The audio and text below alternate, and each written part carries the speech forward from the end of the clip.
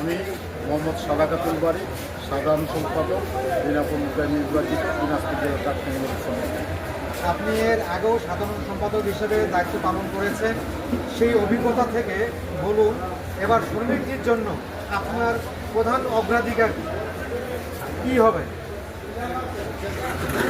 দিনাজপুর জেলার ট্রাক শ্রমিক cover van ও tractor শ্রমিক ইউনিয়ন রেজিস্ট্রেশন নম্বর 245 দিনাজপুর জেলা দেওয়াটি থানা ট্রাক ট্যাংলরি কাভার ভ্যান ও ট্রাক্টর শ্রমিকদের তাদের যথাসাধ্য চেষ্টা করি, কারণ এই পরিবহন শ্রমিকরা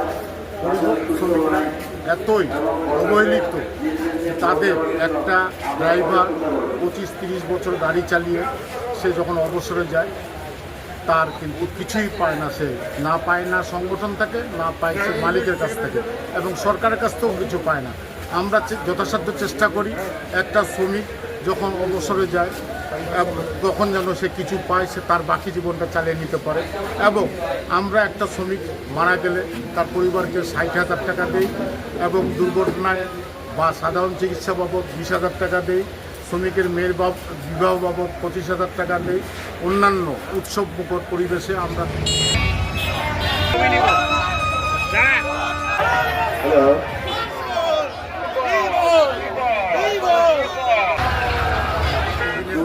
তাদের পাশে দাঁড়াবো।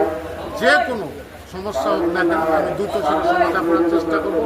পাশাপাশি শ্রমিকদের স্বার্থে আমি নতুন কিছু করব বলে আশা করি। আমি অ্যাডভোকেট পরিষদ চেয়ারম্যান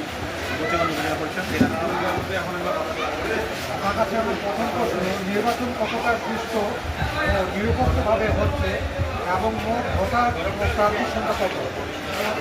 তারা টিভির প্রতিনিধি সর্বপ্রথমে সকলকে জানাই আমার আসসালামু আলাইকুম, আদাব।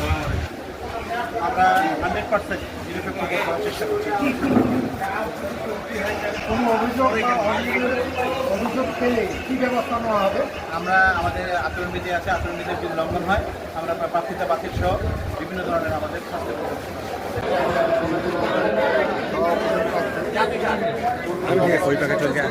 আমরা